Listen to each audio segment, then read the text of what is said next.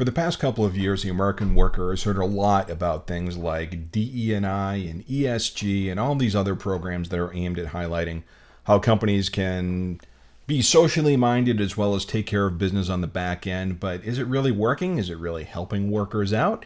Is it just creating more stress and confusion? We're going to take a look at it. We're going to unpack it with some custom research. And I have a pipe, so I look smarter.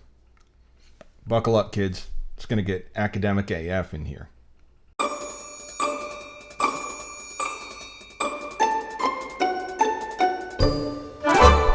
Hey folks, Mark here with The Rational Workforce. Thanks so much for tuning in.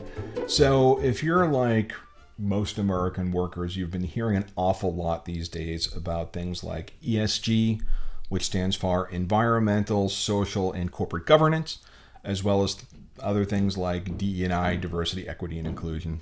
And these programs are really aimed at kind of bringing more social awareness, more social change into the workplace. And that's not necessarily a bad thing, right? Especially when you look at DE&I. You want your workplace to kind of mirror your target audience. So you get different views in there and you get just different perspectives on challenges. And it's on surface, on paper, a noble cause and a good thing that will actually help the bottom line of the business. But we get this growing sensation out there that maybe these programs aren't exactly delivering as folks expected and as we think they should. And, if you just take a look at kind of the general media, you see a lot of articles like this, right? What social responsibilities should companies have? Let's take a new approach. Why DE&I training doesn't work and how to fix it. Leadership overhaul, the missing link in DEI success. So it's definitely out there in the zeitgeist, and you kind of take that along with some of the headwinds that companies like Disney and Target and Bud Light have faced over the past year. And it shows that something isn't quite clicking. Like, as well-intentioned as these programs could be, they're probably not delivering and maybe even having an opposite effect. And, I wanted to do my own research. So in my day job, I own a company called Kick Motor. We are a strategic marketing consultancy. We work with a lot of companies in the B2B space and help them better understand themselves and what's their story and what do they mean and how do they market out to the world. And I do a lot of work within the HR technology community space. And certainly these topics are very, very hot within that community. But I wanted to understand things more from a worker standpoint. I wanted some data on what workers were feeling and just see if it paralleled with what anecdotal experiences I'm seeing out there. So I teamed up with an organization called Sapient Insights Group, and they're a tremendous market research firm that works specifically within the HR and HR technology space. And they're very unbiased. All their research is very above board, and I specifically went with them because I know this topic can be rife with biases. So we went out, we talked to 500 different employees of every gender, race, ethnicity, management down to frontline worker, and wanted to get some insight into what's going on. Are these programs actually helping? And the responses that we found, to me, were kind of surprising. But on the whole, it just paints this general picture of meh. So here are a couple of noteworthy examples that we'll bring up here. So we asked them, how do you feel the social initiatives of your organization have impacted your personal career growth? And only 21% of respondents said that it accelerated or significantly accelerated their growth. 70% said, it's just kind of in the middle. And 9% actually said that the programs have been somewhat or significantly limiting in their career.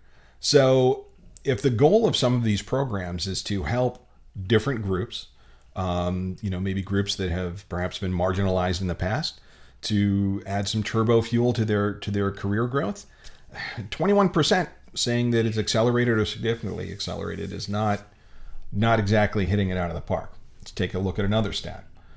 Did your organization's stance on social, environmental, or political issues attract you to the company? 68% said no, 32% said yes. So a little bit better, almost a third of employees said that it did help them to be attracted to a company. And that's one of the other big pitches that organizations will use as justification for putting in these ESG or other programs, is that We need to do it because that's what employees want and that's what workers expect. So we need to be out on a political pulpit. And as a result, we'll become a magnet for talent. Well, maybe you're comfortable with a third. It's better than nothing. But again, not exactly hitting it out of the park.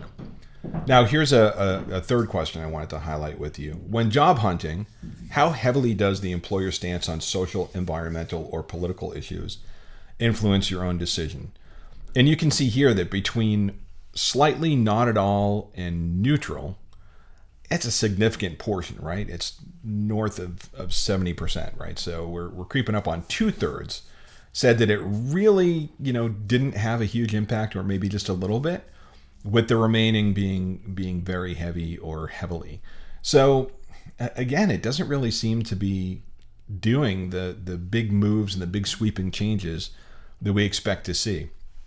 And I just want to bring up another piece of research from another organization. This one was from HiBob, which is a HR technology company. And it says workplace political views can motivate employees to change jobs. So it seems like it's a bit of a double-edged sword, right? Like, you make these changes and you try to make the organization more diverse, more robust, more standing for causes. But you have to understand that not everybody in your workforce thinks the same way. And what can be something that attracts an employee and makes an employee really focused and excited and yes, this company believes in me, is another portion of your employee base that may feel exactly the opposite. And as this article highlighted, could actually push people out. So here's a couple of my personal observations on where these programs maybe go off the rail. And I'd love to hear your input on it as well. So I think the biggest thing that we need to talk about here is that there seems to be this sense that you can add by taking away. I was on a call, this was maybe about a year and a half ago, that was hosted by another industry group. And we were talking about things like bias and ESG and DE&I programs. And one of the luminaries in this space actually said, in order to elevate others, we have to push some down. And that, to me, on its face, just seems wrong and just seems like a recipe for resentment. Because there are people that have kind of worked all their careers to get to a certain point, but they could be disqualified because of the color of their skin or what their political beliefs are, or any number of things, that are factors for holding people back so you can elevate others. That's not the way it works in a fair society. And it's also kind of the cheap way out, right? And I think you see a lot of organizations that do these performative measures, right? Where they'll talk about, hey, we've made great strides and X% of our management tier is of a certain ethnic group or a certain gender or a certain identity, right? But then you look at their executive tier and it's still about as white as it comes, right? So like, if you're walking the walk, make decisions that are going to impact you at the executive level, not just everybody else. And I think people are kind of opening their eyes to some of that. I think another big factor that's going on is that people just want to go to work, right? Some people just want to go to work. They want to put in a full day. They want to get a paycheck. And they want to focus on their families or their lives outside of the office. And when you create these hypercharged, highly political environments, you really are taking away their ability to do that, right? It's not enough to refrain from participating in some of these programs. When you pass measures where everybody has to put their pronouns in their email subject line, I see a lot about that. I've got a lot of friends on Twitter who are wrestling with that issue. That's something that if you as an individual worker don't feel you need to do, why are you forced to do it? And maybe that's contributing to some of the reasons why folks want to leave their jobs on some of these stances. And then I think a third piece, and this is probably the most prevalent one, is that for all of these companies' discussions around, inclusion and diversity, That's most companies take a very narrow window into what that actually means. So I've got neurodiverse kids. And when you talk about neurodiversity in the workplace, it's an afterthought at best. And I actually spoke with a DEI influencer a little while ago on a industry call. And I asked, where does neurodiversity fit into their DEI equation? And I appreciate their honesty. They said, we think it's important, but it's not the one we're fighting for right now. Okay, so you're either for diversity or not. And if you're not, you only favor one narrow slice of diversity. That's not very diverse in my book. The other thing is ideological diversity. Sure as hell doesn't seem to be welcome in the workplace, right? So if the company or if there are certain programs that espouse one view and someone even having a divergent view, but if someone just wants to ask questions, it's not always welcome. And, I'm just going through something right now where someone close to me is, been asked to take a survey in school. And it's all about political and social issues. And they don't want to participate in this because they're worried that their teacher would treat them differently based on the results that might come back from that survey. So they want to keep it private. They don't want to be involved in this. They just want to go to school and get good grades and go home. But they're being kind of pushed into having these views or sharing their views. And I think that happens in the workplace probably a lot more than we want to admit.